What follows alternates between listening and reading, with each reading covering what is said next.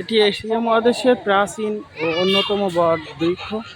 কালীগঞ্জ উপজেলার বেতুলে গ্রামে মল্লিকপুর প্রায় 250 থেকে 300 বছর আগে কুমোররা যে কুয়া তৈরি করতো সেই কুয়ায় সম্ভবত এই বৃক্ষটি জন্মেছিল। মূল গাছটি হারিয়ে গেলেও 45টি ভিন্ন ভিন্ন পরবর্তীতে গাছ হয়েছে এবং 345টি বায়বীয় মূল মাটিতে প্রবেশ করেছে। 38টি মূল ঝুলন্ত অবস্থায় আছে। 2009 সালে সামাজিক বন বিভাগ যশোর এই জায়গাটি বন বিভাগের অধীনে রেখে গাছগুলো সুরক্ষার দায়িত্ব নিয়েছে। আপনারা কালীগঞ্জ উপজেলা থেকে 11 কিলোমিটার থেকে 12 কিলোমিটার দূরে মল্লিকপুর নামক জায়গা। আসলে এটা নিয়ে বিতর্ক আছে। এর আগে যে ইন্ডিয়ার বোটানিক্যাল গার্ডেন কলকাতার, সেটাকেই ধরা হতো বিশ্বের সবথেকে বড় বটগাছ বা এশিয়া মহাদেশের সবথেকে বড় বটগাছ। কিন্তু পরবর্তীতে বিবিসি জরিপে 2011 সালে এটাই প্রথম এবং এশিয়ার সর্ববৃহৎ বটগাছ হিসেবে স্বীকৃতি পায়।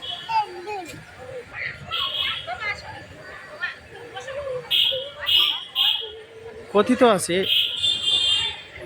এই জায়গায় আসলে প্রথমত কিভাবে এই বটগাছটা তৈরি হয়েছিল তার ইতিহাস কারোরই জানা নেই তেমনভাবে। তবে সাধারণত বেলায়েত নামের একজন ভদ্রলোক, যিনি এর পাশেই ছিলেন এবং বট বৃক্ষটাকে অত্যন্ত যত্ন সহকারে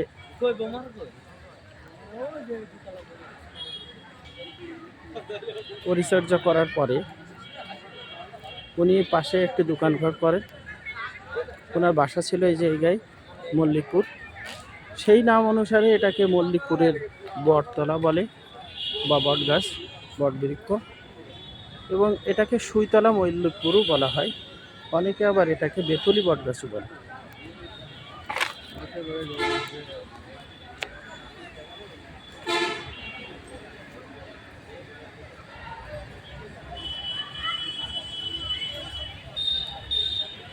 ঈদ বা সামাজিক কোনো অনুষ্ঠান, পয়লা বৈশাখ বা কোনো নববর্ষ উদযাপনের ক্ষেত্রে এই জায়গাটা অনেকেই বেছে নেই। প্রায় 250 থেকে 300 ফিট উচ্চতা।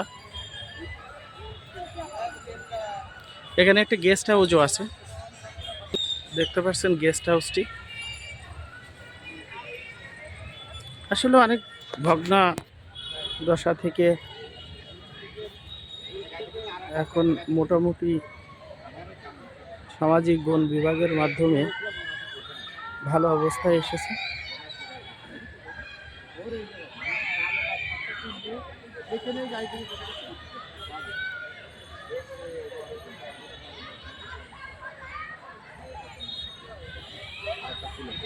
ভাই, আপনারা কোথা থেকে এসেছেন?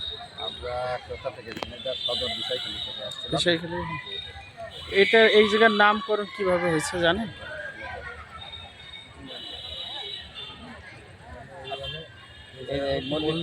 হ্যাঁ, এই মল্লিকপুরে। ও, থ্যাংক ইউ। আমরা কিছু দর্শকের মতামত গ্রহণ করব, তারা কেমন ফিল করছে।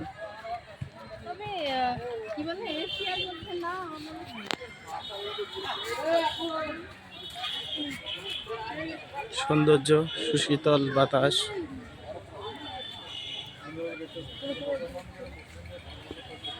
গাছগাছালি পাখ পাখালিতে পরিপূর্ণ, সীমাহীন সৌন্দর্য, চোখ ধাঁধানো গড়ে উঠেছে এই বায়ু গাছটি।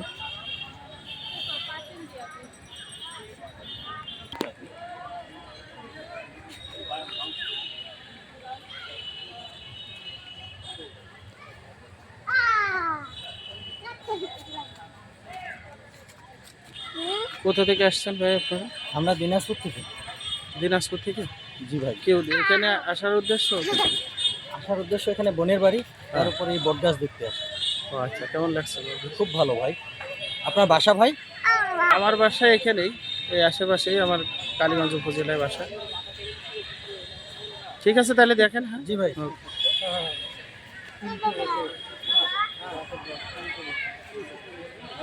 কিন্তু কি একটা ভিউ নিয়ে অনেক লোক হয়,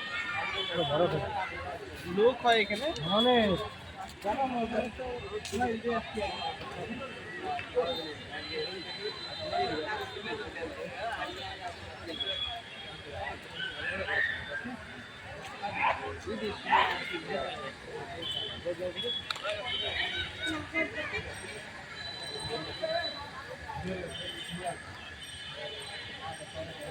এখানে বসার ব্যবস্থা আছে, পিকনিকের ব্যবস্থাও আছে।